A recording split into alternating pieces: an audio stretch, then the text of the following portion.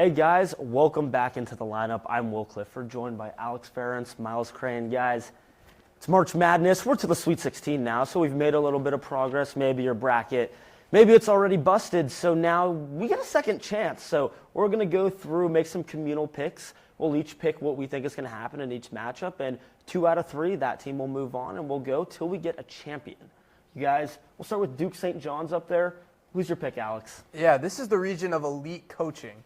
And Patino versus Shire is a great coaching matchup. Obviously, Shire younger than Patino. I think St. John's defense can give Duke some problems, especially with Caleb Foster out. But I think at the end of the day, Cam Boozer is going to be too much for the Johnnies to handle. I got Duke moving on. Now we're talking about an East region full of elite coaches. One of those coaches isn't on this bracket, but he is now Syracuse's new head coach, former SU player, Coach Gary. Oh my God, I'm very excited for this. But not because of that, but this 16-seeded Siena team, they had Duke against the ropes in that first round matchup. It got to the point where the number 16 seed in the tournament had the top team in the country playing zone defense. And with a coach like that in his second year, he couldn't get it done. Duke found that little second half energy and sort of clawed their way back, and they narrowly escaped. They did much better against TCU that next round. But this is St. John's. This is the Godfather. This is Coach Rick Pitino. And in this bracket of elite games, which in my opinion are going to be some of the best games of this entire tournament, I personally have the St. John's upset over Duke. Okay, St. John's Will over with the Duke. deciding vote. I'm the decider, and you know... No pressure. No, there's no pressure here because, yeah, I do think Duke is going to go home soon, but not quite this soon. I have Duke moving on, beating St. John's. I just don't think St. John's is quite there. I don't think they're going to be able to match everything that Duke can do outside the perimeter, inside the perimeter. Yes, Boozer may be a little overrated, but he's still a force to be reckoned with, and that team also goes pretty deep. Duke's moving on. All right, so our next matchup, Michigan State, UConn. So we got another Big East team. Alex, we'll go back to you here. Who's taking this one? Again, elite coaches here. Izzo in March, you can't bet against him. Obviously, Michigan State has to slow down Terrace Reed, 31 points and 27 rebounds in that first-round matchup. But I think Jeremy Fears can spread the floor, and he's going to be too much to handle. This isn't the UConn team of the last couple of years. This is a beatable squad that Dan Hurley has. Give me Izzo in March to move on. Now, this Husky squad, they're coming off a special win most recently because Alex Caravan had a career high. I believe it was 27 points. This UConn team is pretty fierce, but there's an even better UConn team, and their star player had 34 in that game against our Orange. But, as you said, it's March, it's Izzo, it's Flight 55, Cohen Carr. I think his physicality and his grit and grind to get to the hoop at any stage of the game, I'm in total agreement. Give me the Spartans to go over the Huskies. Now, if this was the UConn women's team we saw last night against the Orange, might be a different story. Do you have a clean sweep here? Clean sweep. You know, I still think I'm taking Michigan State. I've had them in my bracket all the way through. Izzo and March is a force to be reckoned with, and you get this matchup over here, which will be a classic. That's an all-timer right there.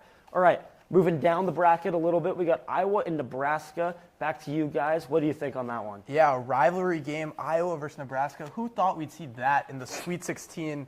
And Iowa has a fighting shot. Bennett Sturz is great, but I think Nebraska is going to be able to outshoot them from three-point land. Give me the Cornhuskers to win their third tournament game ever, third this year, and move on to the Elite Eight. Now we're coming off of two. Once again, this is a big rivalry coming up. I mean, Iowa. They've beaten the only 1 seed that's not here. They took down Florida, which the reigning NCAA champions.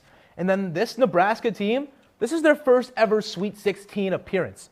Now, I'm not taking bias, but I do have to agree the 3-point is where it's going to be. And Nebraska, I think, can take full advantage of that. Even with that game-winning 3 against Florida, I have the Cornhuskers taking this one to the Elite Eight. They've had an amazing run this season, and I think it can continue just for a little bit longer. So we got Cornhusker? Cornhusker. I think Iowa had me thinking for a second. You take down Florida. That Florida team was good, and they were playing well. They were one of the hottest teams coming into this tournament, and they took them down. But Nebraska just makes it rain from 3. Their offense seems unstoppable. I'm taking Nebraska. And then our final game of the region. Let's start it over there, Will. Who do you got? Start with me. Okay. Well, you got Keaton Wagler, one of my favorites. Love Keaton Wagler. That guy pulls it from the logo. And if he's pulling it from the logo, well, you better face guard because you don't want to see what happens after that. But Houston, defense, Kelvin Sampson. They were in the national championship last year. I think they're going to be back there this year, or at least somewhere close. Give me Houston. Yeah, well, Houston, one of the best defenses in America. You talked about it. Kelvin Sampson is great as the season heads to a close. February to March, that's where his teams really thrive. And the game's in Houston, Miles. Gotta love home field With advantage, all man. that being said, give me the Fighting Illini. Keaton Wagler, Wow. Stojakovic, Kylan Boswell. They have the veteran leadership. David Mirkovic, the exciting freshman, and the Ivasic 7-footer twins. Give me the Fighting Illini to keep moving on. You put the pressure on me for the deciding vote. When these brackets first came out, when Selection Sunday finished, the one thing that stood on my mind was I don't believe Florida should have been the 1 seed in the South. They are an amazing team coming off the previous championship season. But I do strongly believe that Houston is one of, if not the best teams in the entire country. When you think about it, you think about players, you got Kingston Flemings, Emmanuel Sharp, Milos Uzan. They all score over double digits. They all shoot over 34% from beyond the arc. And they all average at least 1 steal a game. I've got the Cougars. I've got that home field advantage. I've got Houston. Got to take it with a Clifford. Houston's moving on, sticking with me. I liked a lot of the stuff you said. I don't know if I agreed with all of it, but nonetheless, Houston moves, and we come up here. We got Arizona and Arkansas. Personally, I'll take the lead on this one again. Arizona, a 1 seed, pretty threatening 1 seed Coapete guy who could be going up in the higher end of the draft here, but this Arkansas team, they can run you out of the gym. Coach Cal, you don't want to face him in March. Same thing, he's in this upper level of coaches that just have legacy status. I think this Arkansas team with Acuff, that's a great team. I think Arizona is going to be pushed. I think it's going to come down to the wire, but I think it's going to end up being Arkansas that takes it. Yeah, and I think that I completely agree with you that Acuff is the best player in the gym. The only issue, Will, is I think Arizona has the next best 8 players in the gym. Give me Tommy Lloyd's squad. I think they're the deepest team in this entire tournament. So efficient, so good offensively and defensively. Give me them to move on to the Elite 8. Tiebreaker. I'm going to sound like a broken drum here, but fun fact, if you guys didn't know, the Michigan State Spartans, they're the only team whose starting 5 has all stayed on the same team. They have nobody coming in, nobody leaving. It's been Michigan State from the 1 to the 5. But I believe Arizona is one of the most fundamentally sound teams. I think they are, in my opinion, the favorites in this tournament. So give me the Wildcats. Arizona Wildcats. Give me the Wildcats. I got them going forward. All right. And then we have our de facto Cinderella. I don't know if we can call Texas a Cinderella, guys, coming out of the SEC. But for this one, I think the glass slipper breaks. Give me Purdue to move on. Purdue? I've got Purdue as well, the I've got Boilermakers. Purdue moves. Make that High one heat easy. cracks glass. I mean, the slipper doesn't really fit that well, especially for an 11 seed. Exactly. And we got Michigan, Alabama down here. Michigan, good team coming in. Alabama, they're an offense that could run you out of the gym. What do you got? Yeah, Alabama can let it fly. They're fantastic from three-point land. 19 threes in the round of 32 to move on. But Michigan, I think, is just too good. Adai, Mara, Yaxel Lendenborg, and Morris Johnson, the big 3, is going to have the Wolverines moving on. Now, the Crimson Tide have a top 5 scoring offense in the entire country, but I do agree. I think it might take a little bit, but give me the Wolverines defense to stop Alabama as they move on to the Elite 8. I also have Michigan. I think Adai Mara is a force to be reckoned with in the paint.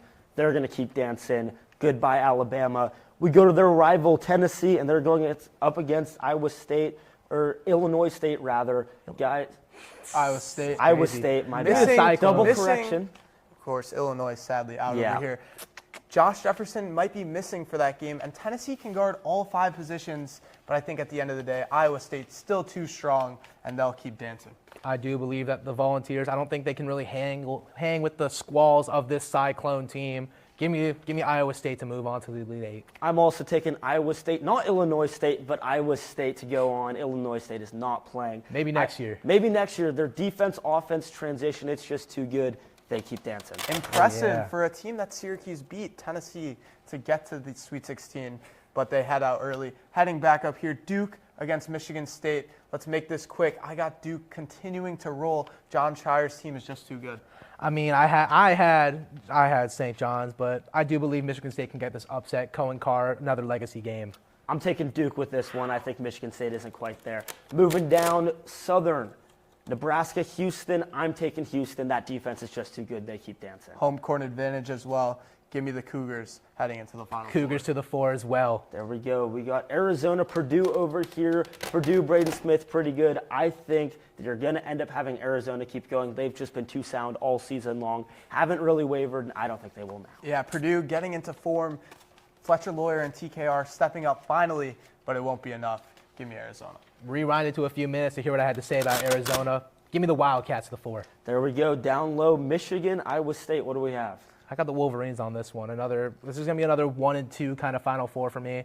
I like the Wolverines and the way they've been playing. I can see them outlasting the Cyclones. Crucial if they get Josh Jefferson back for this one, but either way, give me the Michigan Wolverines to head to the Final Four under Dusty May. I would have taken the Cyclones, but Michigan State does dance on, and we have our Final Four over here. Houston, Duke, who you got?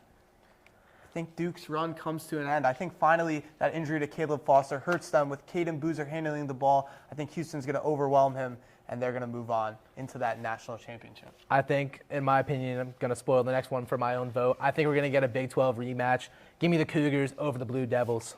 I'm also taking Houston. Kelvin Sampson's going right back to where he's been searching for. Other side, Arizona, Michigan. I'm taking Arizona. They're a wagon. The only team I thought could beat them is out in the Sweet 16. Arizona's going to keep moving, in my opinion here. I agree. Give me an all Big 12 national championship. Arizona moving on. And why don't we keep it on? I've got the Wildcats taking it all. Like I said, best team in the country. They've got it. That's my lock. I'm taking Houston for all of it. I think Houston's going to do what they couldn't do last year. This team is even better than they were. I think they got it. Alex, who's winning? Deciding vote down to me. I think Arizona is arguably the best team in the country. They're so deep. And with all that being said, give me the Cougars, our national championship. There we go. They've already lost to Arizona. hard to beat a That's team why twice. they're going to beat them again. There we go. Well, thank you guys so much for watching. We appreciate it, and we'll catch you next time.